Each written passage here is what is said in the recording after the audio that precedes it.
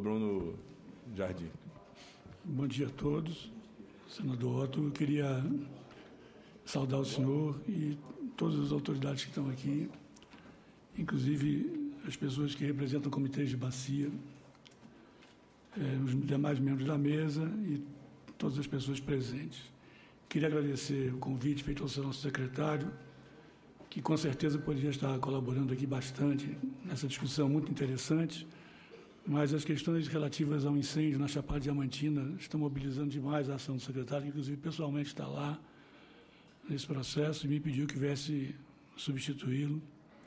É uma tarefa bastante interessante e desafiadora.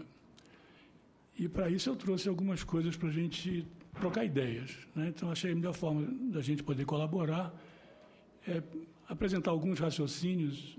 Desculpe um pouco, eu também leciono, então talvez eu me porte aqui um pouquinho como professor, mas eu estou aqui para aprender com vocês também.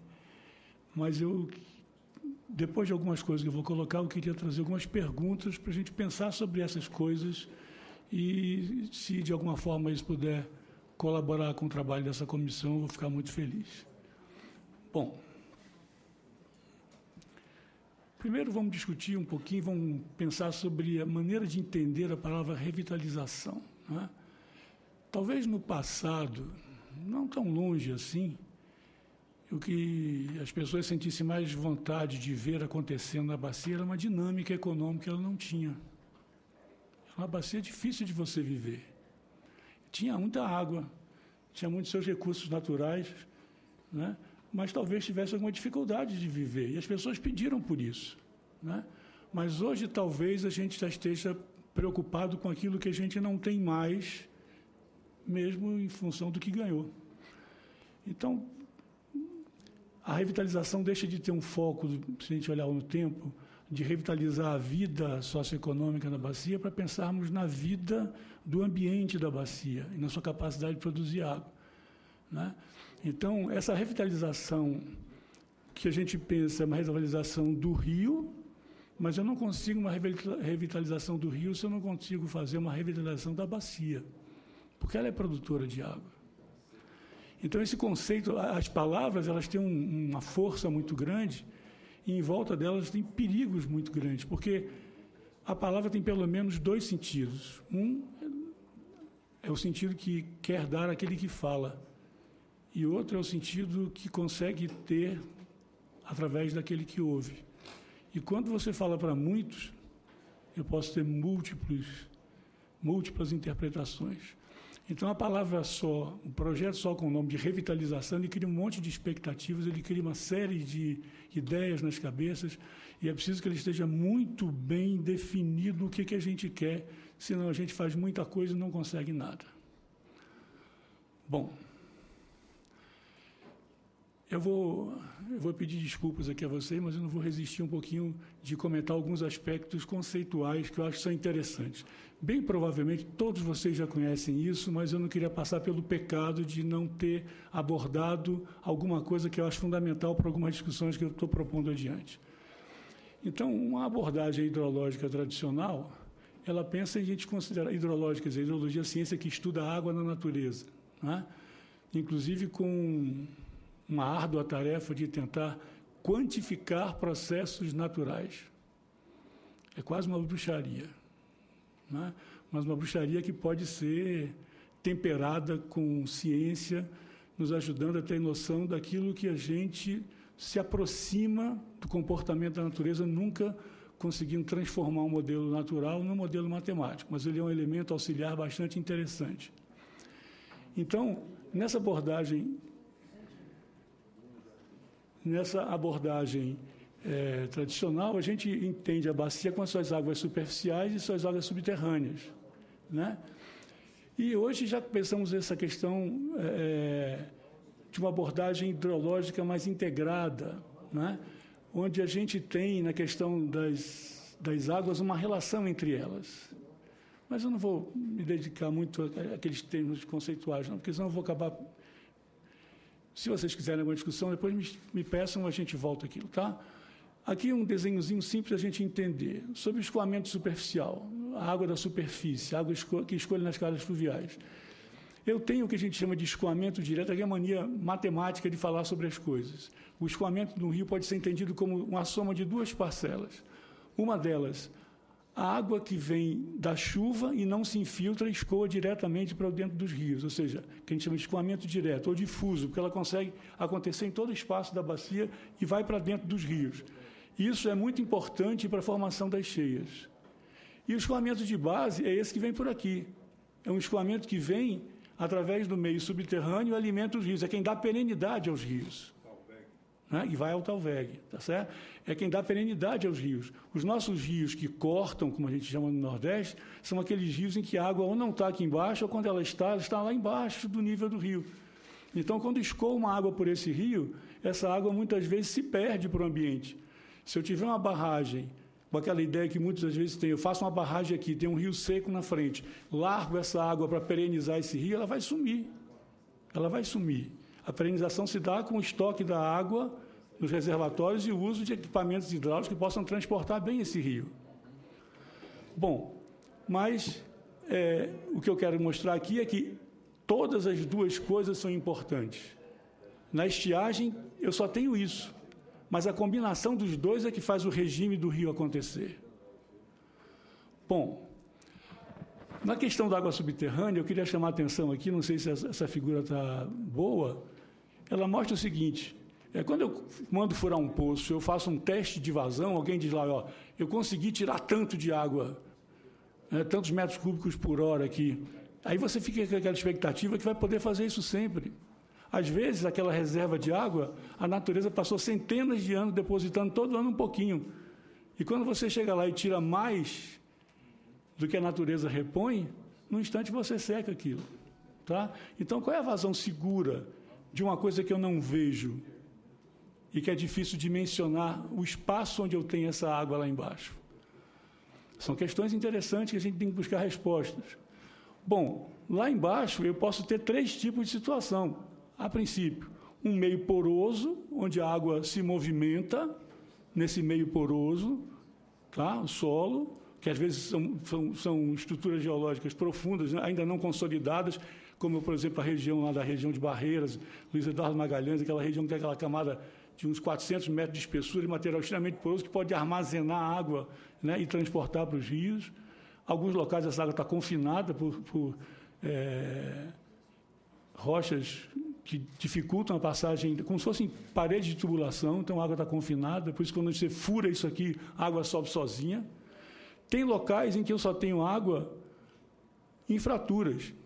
Imagine uma rocha como a Pedra do Pão de Açúcar do Rio de Janeiro, né? Que a gente tem na sua região, lá de Rui Barbosa, Itaberaba, rochas extremamente difíceis de encontrar com água ali dentro. Eu só posso ter água ali em fraturas.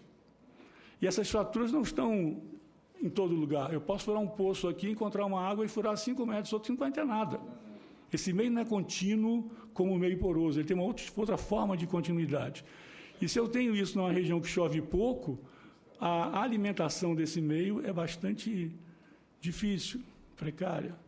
E em outras regiões que também são fissuradas, eu tenho uma questão de característica da rocha que compõe a região, que são rochas calcárias. E aí a água, quando entra, não só se estoca, mas ela também dilui os sais de cálcio.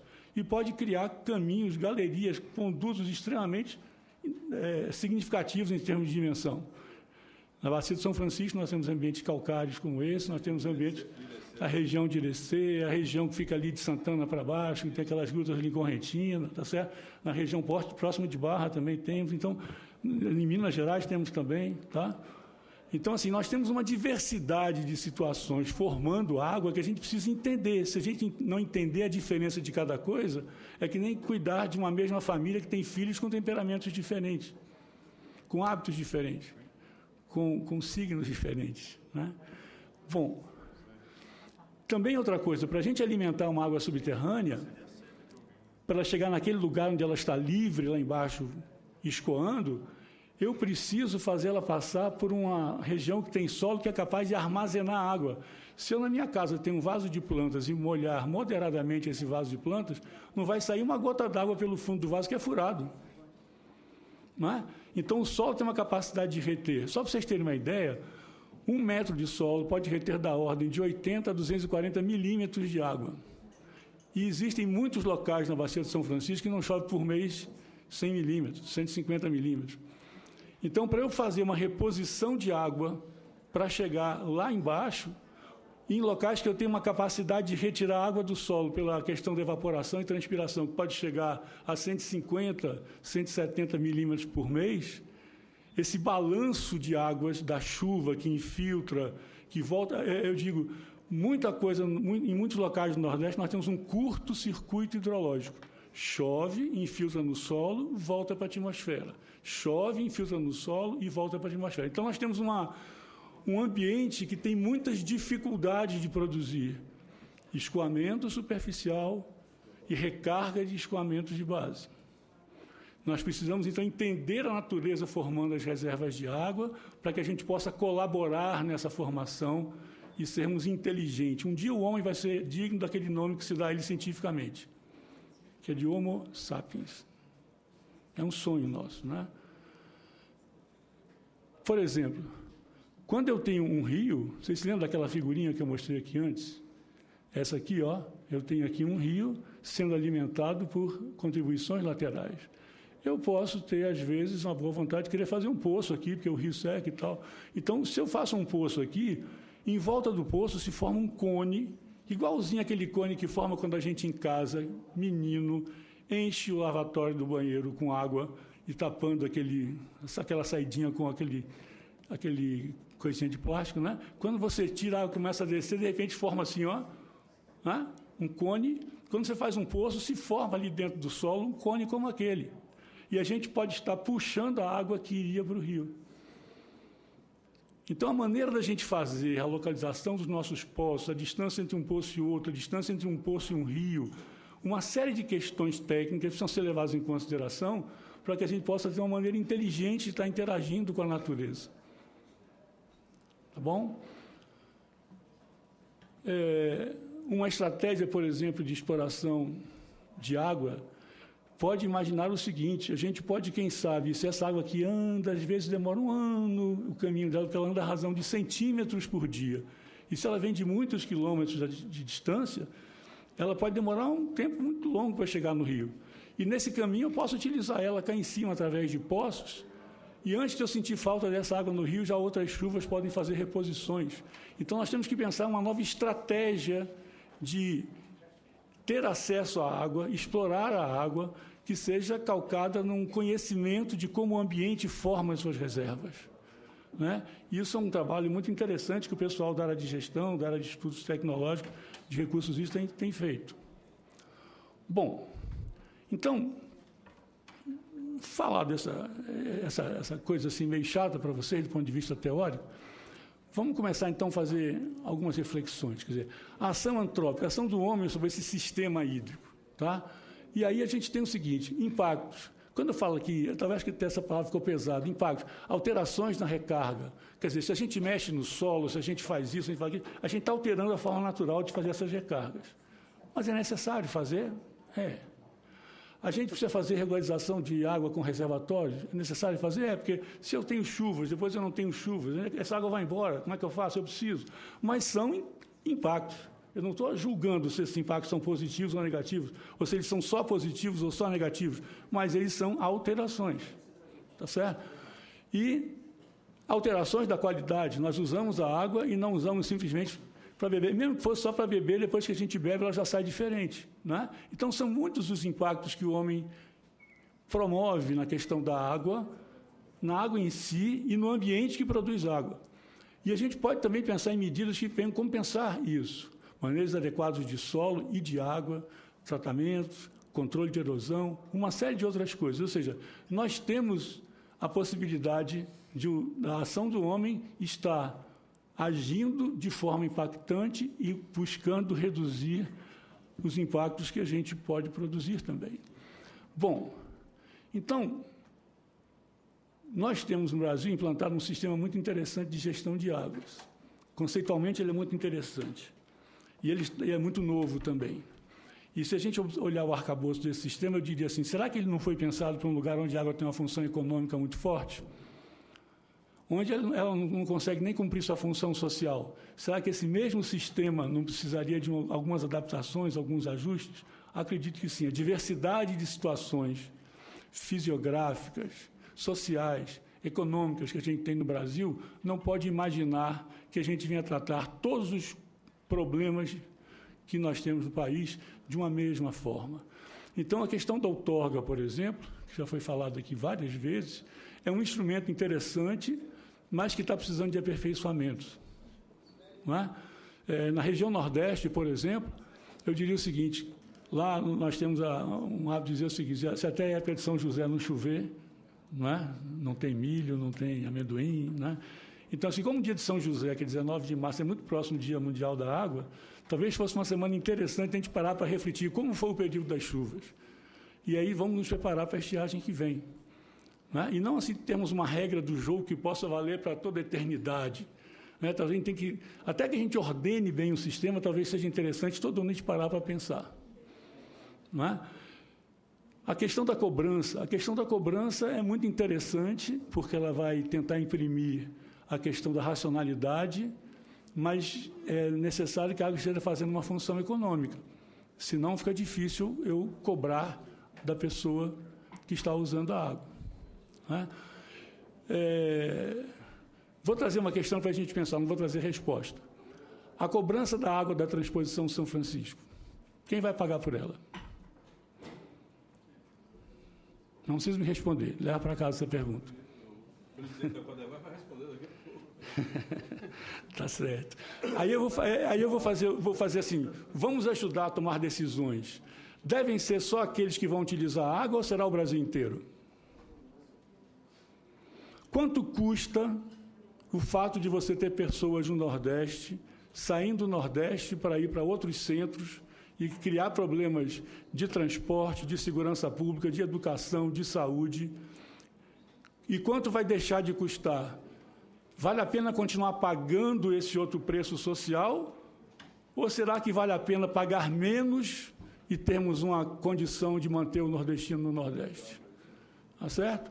Porque se for só aquele que usa, será que aquele que não tem condição nenhuma de garantir o pagamento pela água vai poder de fato ser atendido? Porque meu medo é que a gente possa ter um investimento público que, em vez de estar cumprindo uma função social, de um bem social que é a água, possa estar aumentando a questão da diferença de distribuição de renda no lugar. Então, são questões que eu não estou dizendo que vai acontecer ou não vai. Vamos refletir sobre isso, porque senão a gente perde oportunidades. Os planos. Poderíamos falar muito sobre planos de recursos hídricos. Tá? Eu até diria o seguinte, eu vou ter ali fácil, assim, porque não é fácil, né? Mas é muito mais fácil fazer um diagnóstico do problema. Agora, vamos fazer prognósticos. Que cenário nós vamos montar? Se a gente pegar o Plano Nacional de Recursos Hídricos, se pegarmos o plano da Bacia de São Francisco, observarmos os cenários que foram propostos e compararmos com os cenários que nós enfrentamos, eu pergunto, conseguimos montar bons cenários? Então, planejar significa eu tenho uma mala pronta para qualquer viagem que eu faço? Eu tenho que saber para onde eu vou e o que eu vou fazer. Então, diagnosticar bem os problemas que nós temos é muito importante, mas eu preciso saber onde eu quero chegar. E nenhum plano será de fato efetivo se eu não souber onde eu quero chegar. E nós vivemos numa economia liberal. Saber onde a gente quer chegar em processos de atividade econômica vai precisar de muita maturidade da nossa sociedade. Bom, e muitas vezes nossos planos conseguem ter um foco muito maior na questão da infraestrutura que a gente precisa ter para fazer frente ao conjunto de evoluções de demanda confrontado com a definição das limitações de disponibilidade. E a gente aí vai atrás dessa programação de infraestrutura que é importantíssima para a gente garantir a possibilidade de estar desculpe, não sei se o termo é apropriado, a ordenação da natureza para atender os interesses do homem, como se a natureza fosse uma coisa caótica, desordenada. Mas é que a gente precisa se estruturar para poder conviver com nossos interesses, nossas necessidades, mas temos que ter muita inteligência em volta desse processo. Bom, eu não sei se é assim. Então, eu trago algumas questões para o grupo pensar. Não preciso das respostas agora também. Será que os planos de bacias conseguem cumprir seu papel sem que se tenha claro o modelo de desenvolvimento regional que a gente quer? Eu acho muito difícil, mas será que é possível? Como construir esse modelo sem um pacto da sociedade local? Como construir esse pacto com desigualdade de conhecimento, de informação e de oportunidades? E isso é muito importante que a gente tenha todos, ou pelo menos uma grande maioria, conduzindo o que se quer para a sua região. Porque senão vão ter disputas o tempo todo. Uma disputa de Flamengo e Vasco, entre Bahia e Vitória, entre Grêmio Internacional, uma coisa num outro campo. Mas uma disputa entre pessoas de uma mesma região, torcendo para que dê errado o que o outro quer. Isso é complicado. Como construir esse pacto sem uma clara definição dos limites de exploração que se deve submeter o ambiente? Porque senão nós não temos nosso limite de imaginarmos, de pensarmos, é muito grande. Agora, a natureza tem os seus limites físicos. Nesse contexto, quanto das águas se apresentam como recurso hídrico? Entendem bem essa pergunta? Nem toda água é recurso hídrico. O recurso hídrico é aquela parcela da água que vai funcionar como um recurso. E isso aí eu posso ter muitas respostas diferentes.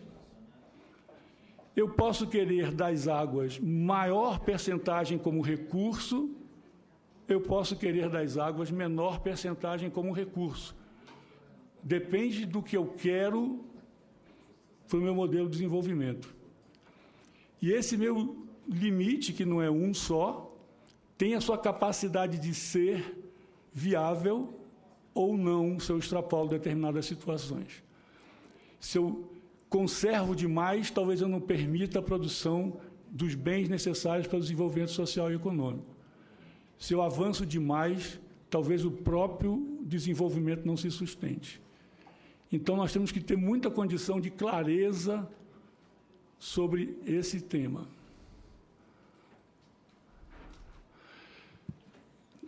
No cenário político e institucional, que papel caberá a cada Estado nessa discussão do São Francisco? Quando eu falo Estado, eu falo Estado produtor, como já se falou aqui, Minas e Bahia são estados considerados produtores de água, e os estados usuários. Qual o papel dos estados usuários? Também Minas, Bahia, Pernambuco, Alagoas, Sergipe, e agora mais, Paraíba, Rio Grande do Norte, Ceará. Alguém provavelmente já deve ter essa resposta fácil no bolso. Numa situação seca como essa que nós estamos passando agora, que vão acontecer anos melhores, vão acontecer anos assim, vão acontecer anos piores, a natureza é assim nessa região. Imaginem um canal, vamos imaginar que o canal da transposição fosse um só, não os dois eixos, norte e leste, um só. Esses dois canais juntos, eles podem transportar 126 metros cúbicos por segundo. E o que se vai tirar cotidianamente será 26 metros cúbicos por segundo. Tá? Para você tirar o 126, Sobradinho tem que estar transbordando, tem uma série de condições, não é isso, professor? Então, imagine vocês numa situação de estiagem como é, Sobradinho, mais ou menos como está, um pouco melhor até. Nós vamos estar mandando só 26, passando esses 26 abertos por uma região que está em plena seca e a água vai com endereço. Essa água é para ser utilizada em tal lugar, em tal lugar, em tal lugar. E você vai ver essa água passar e sabe que você não pode mexer nela. Então, se não existirem bem definidos o que cabe a cada um, não existe moeda com um lado só, gente. Toda moeda tem dois lados e não conheço uma moeda que tem um lado grande e pequeno. Tudo que pode ser muito bom pode ser muito ruim.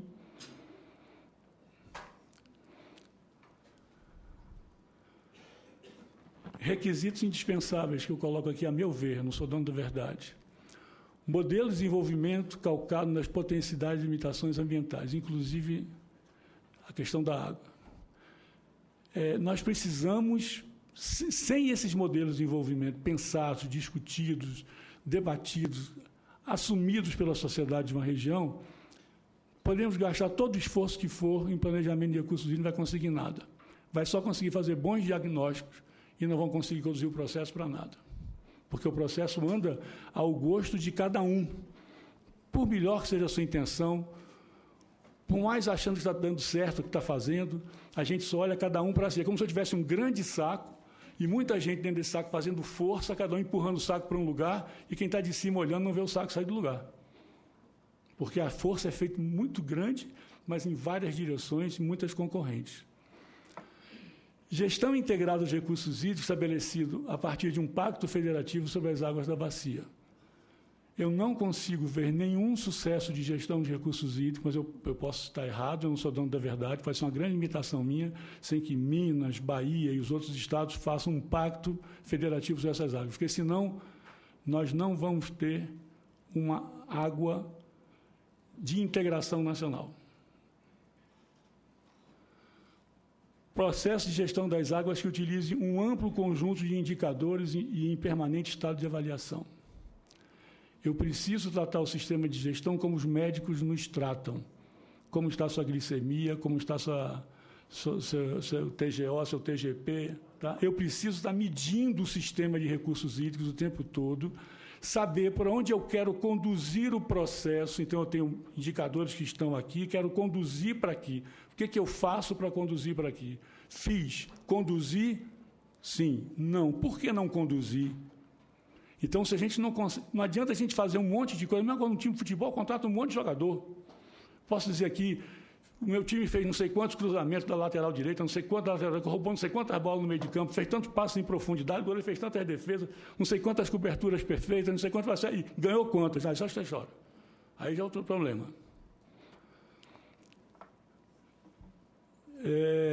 Outra coisa importante, que cada cidadão tome para si a garantia dos pactos firmados. Sem isso, tudo que eu falei não adianta nada. Porque, veja só, eu diria um pouco mais, educação ambiental, mas não educação ambiental do tipo, eu tenho uma disciplina chamada ecologia, que tem o ponto A, ponto B e ponto C, que o aluno tem que saber responder as perguntas desse assunto, numa prova objetiva. Eu tenho que fazer de educação uma coisa que transforme pessoas. Se eu não fizer isso, eu não preciso de educação. Talvez até atrapalhe. Eu preciso de educação que transforme pessoas. Repare, se você vê alguém mexendo em alguma coisa dos outros, você é capaz de denunciar essa pessoa?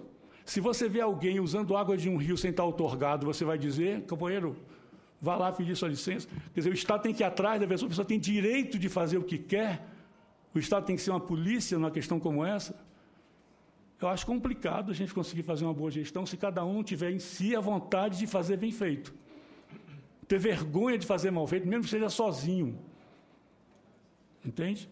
Se eu não tiver gente pensando assim, não adianta nenhum esforço. Quer dizer, eu não sou dono da verdade. Que indicadores? Hoje nós temos indicadores de quantidade, de qualidade, de demanda, falando aqui um balanço hídrico, para saber quanto é que eu tenho, como é que está, mas eu preciso de indicadores que meçam como está funcionando o sistema de gestão, como está a interação institucional, porque, veja só, um plano de recursos hídricos muitas vezes faz um esforço danado para ver como ele faz para ajustar o interesse do setor da agricultura, com o interesse do setor da geração, com o interesse do setor do saneamento, que já fizeram seus planos, olhando cada um para o seu umbigo.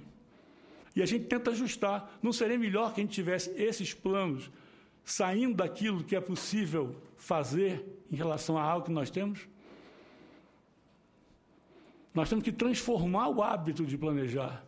Os setores não podem funcionar sozinhos, independentes. Eles têm que trabalhar integrados.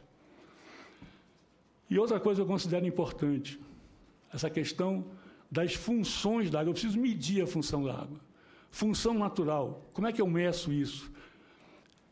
Se aquele Rio São Francisco que todos aqui conheceram, se a gente quiser que ele volte a ser o que ele era, nós temos que voltar a ter uma atividade comum como a gente tinha antigamente no Rio.